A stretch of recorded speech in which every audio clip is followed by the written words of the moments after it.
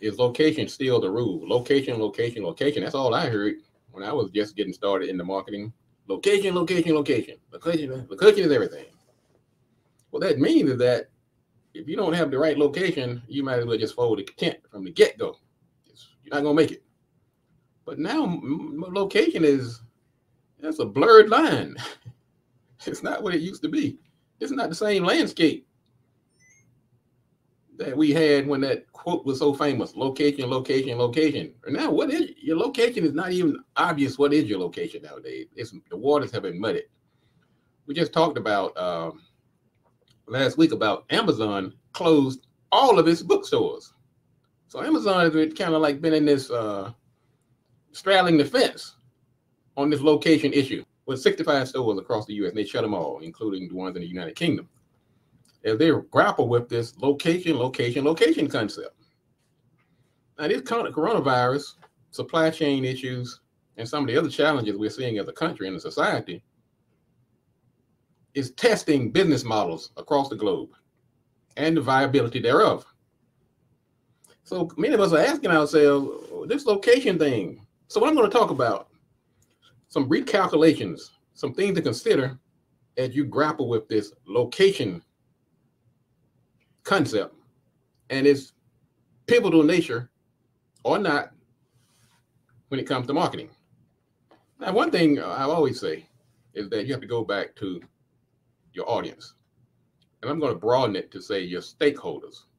How are your stakeholders impacted by your location decisions? Now, the biggest stakeholder that we are mostly concerned about is our clients and our customers. Where do the majority, how do they shop? How are they going to be impacted by your decision, whether it be virtual, brick and mortar, or some other way? There are other factors to consider. For instance, if you're a government contractor, government contracts, many of them require you to have a physical office. You cannot use a P.O. box. They're not trying to hear that. So you can't just say, well, I'm going to save some money and just say, look, I'm going to cheapest route. There are other extenuating circumstances when we're making these decisions about location. Vendors and suppliers, how are they impacted? Staff. We talked about this staff issue. 75% of the CEOs would like for you to come back to work, while 34% of the employees say, nah, we don't feel the same way. So your decision will impact your stakeholders. Okay? Now, how is this location issue going to impact your marketing and branding? Now, I will say this. Many of you have chosen the path of least resistance and said, look, I'm going to close my office and go 100% virtual. Now, that decision does not exist in a vacuum. If you're in a tight market, you're in a very competitive industry, that decision could impact your brand. If all of your competitors have big fancy offices, people can come in and sit down, and that industry is, people are accustomed to certain types of accommodations, then that decision should not be taken lightly. Your brand will be impacted in many cases by your decision, whether you go totally brick and mortar or totally virtual. Okay? Even things like your marketing, when you're doing your online marketing now, your keywords and hashtags, you need to now start geotagging those hashtags now. Don't just say, look, I'm selling cakes or I'm doing legal services or this or that, the other. You got to start putting in those location tags as we look at this digital age and its importance on your marketing channels. So marketing, branding, networking, things like that are impacted also by your location. Now, of course, your services. Certain services just simply require a physical location, okay? Some are questionable, some are on the line, but some just require a physical location. You have to ask yourself, is my industry one of those? And sometimes it's not necessarily out of logistical necessity, it's out of what the customer has been accustomed to. Now that may shift from time to time as we get deeper and deeper into these pandemics and lockdowns and supply chain, but you can't make a decision, a hard, fast decision based on the model that existed 20, 30, 40 years ago. So you got to look at your services and say, do I have one of these services that people expect to be delivered in person at my location?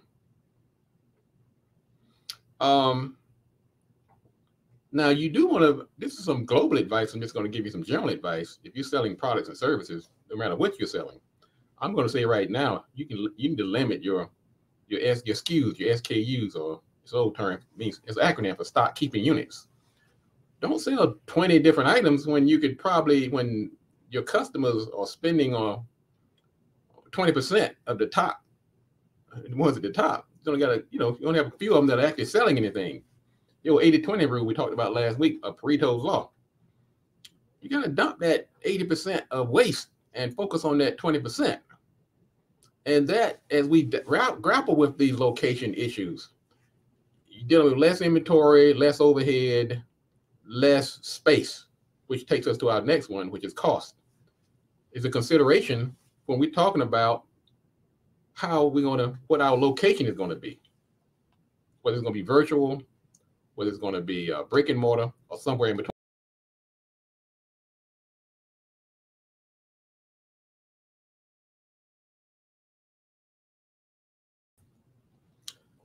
So when we're talking about cost, what are some of the factors to consider? Let's take another look back at the stakeholders. You have employees, and you're making this decision like Tim Cook just made about he wants the people to come back to work, and 75% of the CEOs feel the same way. When you have gas at $7 a gallon, are you considering your stakeholders when you make these kind of decisions? 35% of the employees are saying, I'd rather work from home. And it's not just because of the gas prices. You have many who have young children, some have disabilities, some have all types of issues that have to be weighed, that were given opportunity during the pandemic that they may not have had otherwise. And location plays a pivotal role in that.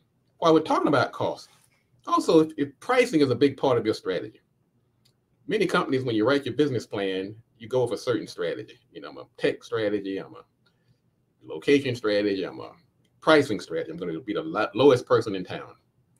Well, you may have to make a decision, your location decision, based on the pricing strategy that you created when you started this business. You may not be able to afford to keep a brick and mortar operation if you decided you're going to be the lowest person in town, because pricing was a pivotal key component of your business model, of your strategy. So that's a weight that you have to figure into your calculation on to whether or not you should be brick and mortar or virtual in your location. We have to weigh things such as security and safety. If you are a brick and mortar shop right now, you almost have to have a security guard at the door, particularly during this pandemic, because of these knuckleheads out here fighting people over masks. That's a cost that you would have to bear.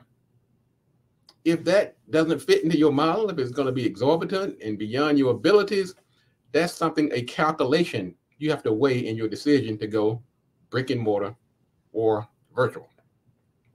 And don't think you're going to get an easy ride just by going online either. We've had more ransomware attacks in the last year or two than in the history of the internet. So there is no like, well, okay, let me just go ahead and go online and just not have to worry about security. Not quite that easy. I tell you folks, I've told you many times, this business thing is not for the weak of heart. Let's talk about equality. I touched on it earlier. Your decision could affect certain vulnerable members of our community. People with disabilities, accessibility, people with economic challenges, families with children, young children. Your decision on whether to go virtual or brick and mortar, your location, sometimes hinges on how you feel about these other communities, these other members of our community. What is your purpose? What have the commitment you've made to your stakeholders? And last but not least, the health, mental and physical. Your decision on location, how is it going to impact the mental and physical health of your stakeholders? Now, what does this all mean? I'm just going to give some quick advice as you make these decisions. I'm not going to tell you which way to go because there's so many different types of businesses. Many of you I've never even spoken with personally, but I want to give you some general information as you grapple with these decisions. And I'm dealing with it on a daily basis now with so many clients. They're coming to me and say, Robert, do I need to open an office? Should I go 100% online? Because location now doesn't just mean your physical location. Location really means your distribution channel. How do you get your product to the market? And how does the customers get to you? And it's a decision that can't be taken lightly. So to answer the question, is location still a pivotal part of marketing success? The answer is yes. How you deal with it, though, there's a lot in the details. So my Robert rules of advice is, number one, be nimble. Be like Jack. Jack, be nimble. Jack, be quick.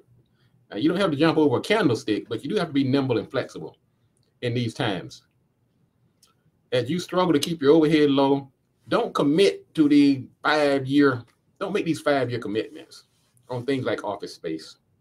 Even when it comes to staff, you got to be a little more, give yourself more flexibility and wiggle room because things are very tenuous right now. So the less long-term commitment you make, the better you can maneuver and be nimble. I want you to do this too, increase your contingency funds. Now, when you write a business plan, one thing I ask all my clients to do is to add a line for contingency. And that contingency is not just for the startup, that contingency should be ongoing. In other words, it's like your emergency funds.